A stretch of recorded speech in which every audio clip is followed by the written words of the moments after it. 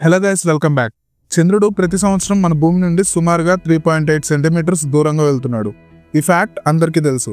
But ఈ దూరం అయ్యే ప్రాసెస్ అనేది కంటిన్యూస్గా జరగదు. ఎందుకంటే చంద్రుడు దూరం అయ్యే కొద్దీ మన ఎర్త్ యొక్క రొటేషనల్ స్పీడ్ తగ్గుతూ ఉంటుంది. దాదాపుగా 5,000 కోట్ల సంవత్సరాల తర్వాత ఎర్త్ రొటేషనల్ స్పీడ్ అండ్ చంద్రుడు భూమి చుట్టూ ఆర్బిట్ చేసే స్పీడ్ సేమ్ అయిపోతాయి. దీనినే టైడల్ లాకింగ్ అంటారు. ఈ స్టేజ్కి వచ్చాక కేవలం భూమికి ఒకవైపు మాత్రమే చంద్రుడు కనిపిస్తుంటాడు. Other half of the earth అంతా ఎప్పటికీ చంద్రుడిని చూడలేదు. అండ్ ఈ స్టేజ్లోనే చంద్రుడు భూమి నుండి దూరంగా వెళ్ళడం కూడా ఆగిపోతుంది. బట్ దానికన్నా ముందే సుమారు 500 కోట్ల సంవత్సరాల తర్వాత మన సూర్యుడు తన లైఫ్ సైకిల్లో లాస్ట్ స్టేజ్కి చేరుకొని ఒక రెడ్ జైంట్ లా మారతాడు.